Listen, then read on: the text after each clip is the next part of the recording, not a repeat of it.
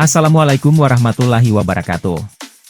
Sobat Intren dan pemirsa Intren TV. Hasil hitung cepat atau quick count pemilu 2024 dan Pilpres 2024 menunjukkan sejumlah fenomena yang menarik untuk ditelisik akar atau penyebabnya. Beberapa di antaranya seperti puluhan petugas meninggal, perolehan suara Ganjar di Jawa Tengah yang tak sepadan dengan perolehan suara PDI Perjuangan, lalu Gerindra yang tak dapat keuntungan elektoral, hingga Partai Kebangkitan Bangsa yang tak mampu mendongkrak suara Amin meski menang di Jawa Timur. Berikut adalah daftar beberapa anomali yang dirangkum Intren TV.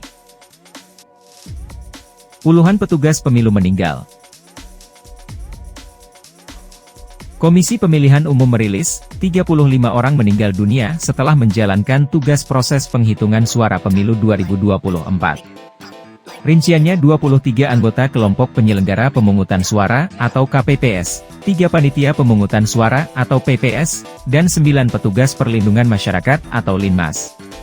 Data itu diperbarui per 17 Februari 2024, pukul 18 waktu Indonesia Barat. Terkait penyebabnya masih ditelusuri. Ganjar keok di kandang banteng.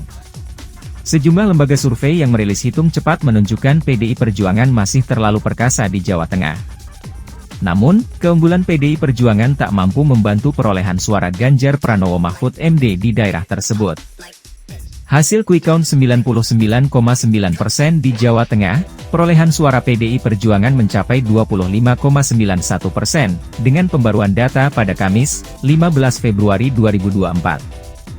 Namun, PRC mencatat perolehan suara Ganjar Pranowo Mahfud MD hanya di posisi kedua di wilayah Jawa Tengah, yaitu sebesar 34,77%. Lalu hasil quick count 97,49% Carta Politika menunjukkan PDI Perjuangan mendapat 26,37%, sementara Ganjar Mahfud hanya memperoleh 34,19%, kalah dari 51,16% suara yang diraup Prabowo Gibran.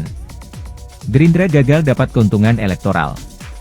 Meski Prabowo Subianto menang telak dan hampir dipastikan satu putaran, Gerindra tak dapat keuntungan elektoral atau koatail efek dari kemenangan tersebut.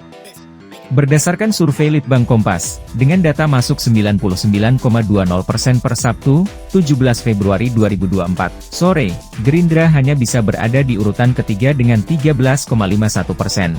Di bawah PDI Perjuangan, 16,36%, dan Golkar, 14,59%, disusul Partai Kebangkitan Bangsa, Nasdem, Partai Keadilan Sejahtera, Demokrat, dan Partai Amanat Nasional.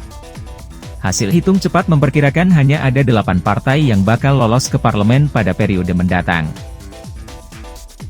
Golkar ungguli Gerindra. Sementara, Partai Golkar secara mendadak terus menyodok 3 besar perolehan suara partai di sejumlah hasil hitung cepat hingga mendekati 100% per Sabtu, 16 Februari 2024. Golkar bahkan mengungguli Gerindra dengan berada di urutan kedua di bawah PDI Perjuangan. Padahal, Gerindra merupakan partai pengusung utama Prabowo Subianto dan Gibran Rakabuming yang hampir dipastikan menang satu putaran di Pilpres.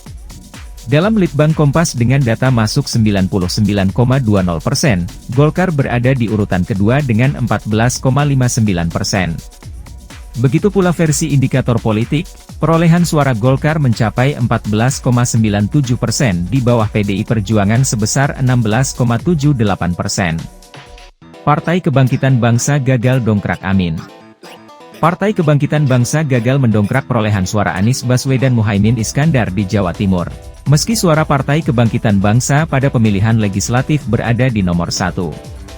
Menurut quick count Poltreking dengan data masuk 100%, Partai Kebangkitan Bangsa unggul di Jawa Timur hingga 19,34%, bahkan mengalahkan PDI Perjuangan selaku kompetitor dekat. Data lembaga survei LSI serta Carta Politika pun menunjukkan hal serupa yaitu Partai Kebangkitan Bangsa unggul di atas PDI Perjuangan. Sementara versi real count KPU hingga Sabtu, 17 Februari 2024, pukul 18 WIB, atau 55% suara TPS tercatat, Partai Kebangkitan Bangsa mendapatkan 1.674.985 suara, atau 18,05%. Nyatanya kemenangan Partai Kebangkitan Bangsa tak mendongkrak Amin. Sobat Intren dan pemirsa Intren TV. Tonton terus video-video menarik lainnya hanya di Intren TV. Jangan lupa subscribe, like, comment, and share Intren TV. Wassalamualaikum warahmatullahi wabarakatuh. Tenang saja, Pak. Saya sudah ada di sini.